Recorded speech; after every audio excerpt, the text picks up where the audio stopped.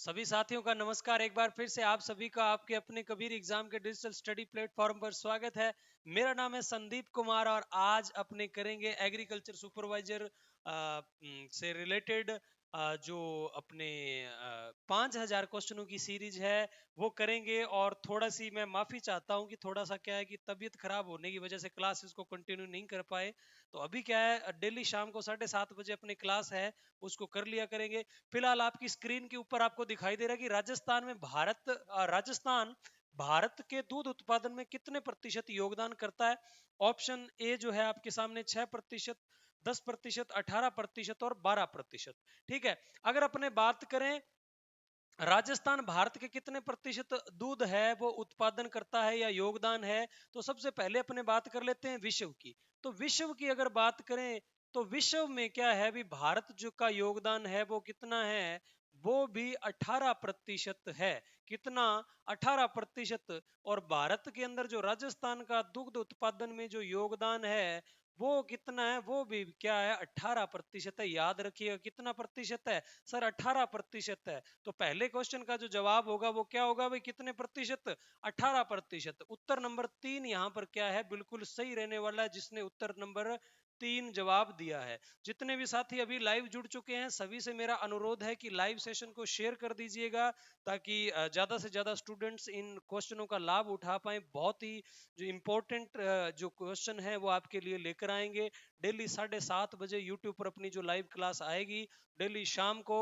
और इसकी अगर आप फ्री के अंदर जितने भी क्वेश्चन आपको आज करवाए जाएंगे इनका फ्री में यदि आप टेस्ट देना चाहते हो तो आप हमारी application Kabir exam play store पे सर्च कीजिए या डिस्क्रिप्शन में आपको लिंक मिल जाएगा, वहां से डाउनलोड करके बिल्कुल फ्री ऑफ कॉस्ट डेली जो आपको क्वेश्चन करवाए जाते हैं उनका टेस्ट दे सकते हैं। चलिए अगले क्वेश्चन पर बढ़ते हैं। पहले क्वेश्चन का जवाब आपका क्या रहने वाला है?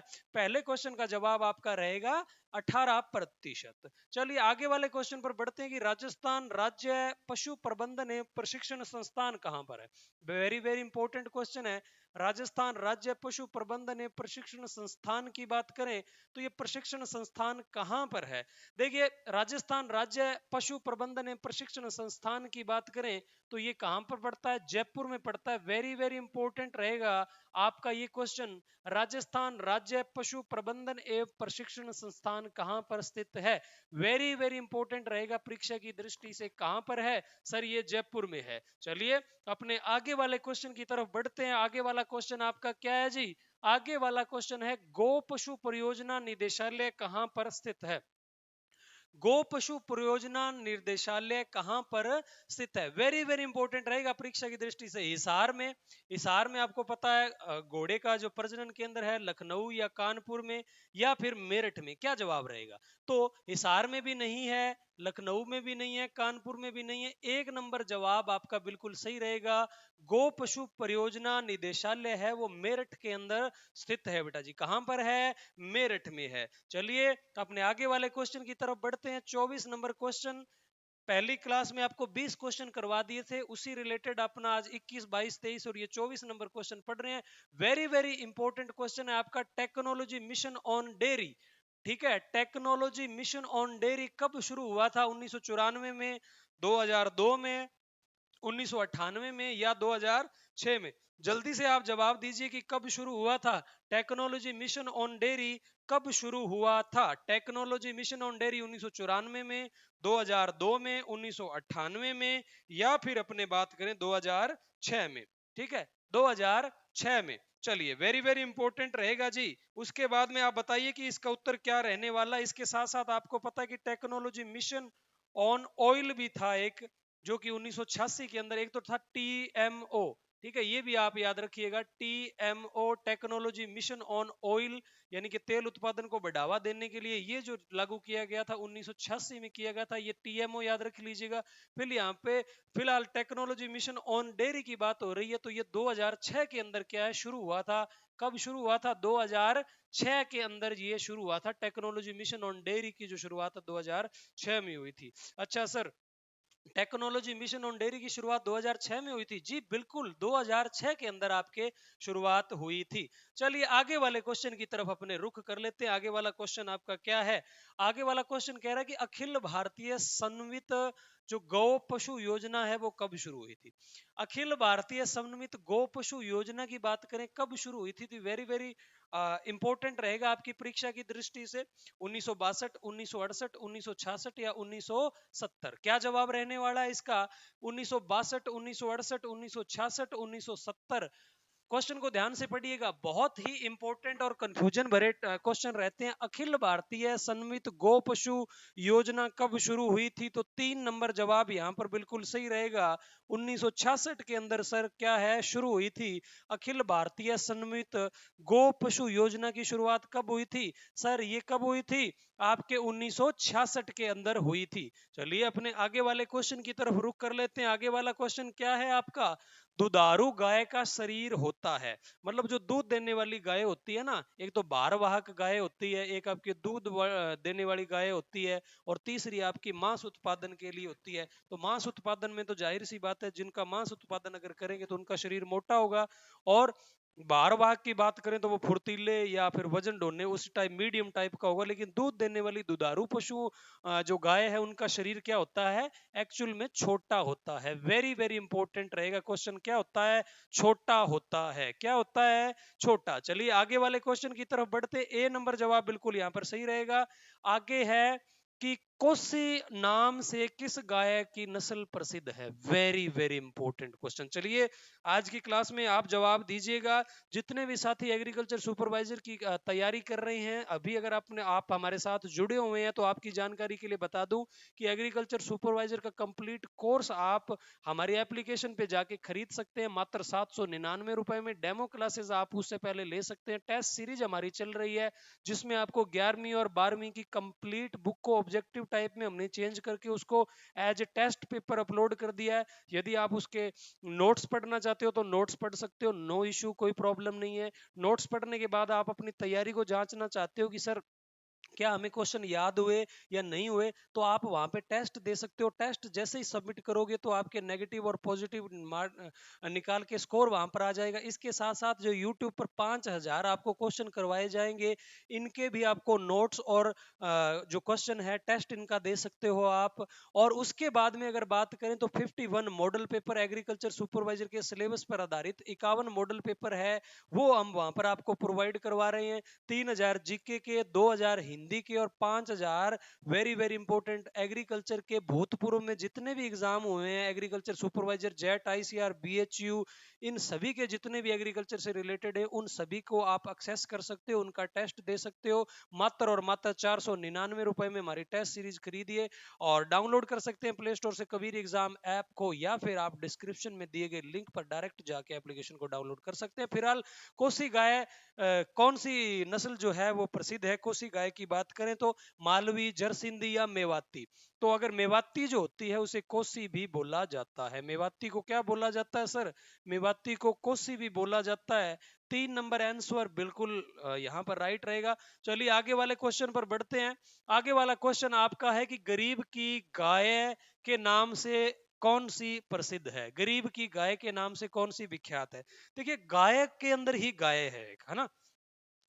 वैसे तो सभी गाय होती है, लेकिन गरीब की गाय का मतलब क्या है कि कम चारा वगैरह वो लेके, जिसको ज्यादा दाने वगैरह की, या जब खर्चा जिसका कम हो और दूध भी ठीक ठाक दे देती हो, उसको क्या कह सकते हैं अपने? गरीब की गाय। तो गिर है, साहीवाल है, राठी है या देवनी है? कौन सी है भाई? चलिए साहीवाल की बात करें तो ये साहीवाल जो नस्ल है आपकी, ये इसे गरीब की गाय कहते हैं। क्या बोलते हैं इसे? गरीब की गाय बोला जाता है। साहीवाल को गरीब की गाय बोला जाता है, गरीब की गाय के नाम से ये विख्यात है। ठीक है। और सॉरी, साहीवाल नहीं है, इसके अंदर राठी होगा। गरीब की गाय के नाम से, सॉरी सॉरी, राठी होगा। गरीब की गाय के नाम से राठी है। 3 नंबर जवाब बिल्कुल यहां पर सही रहने वाला। चलो आगे वाले क्वेश्चन पर बढ़ते हैं।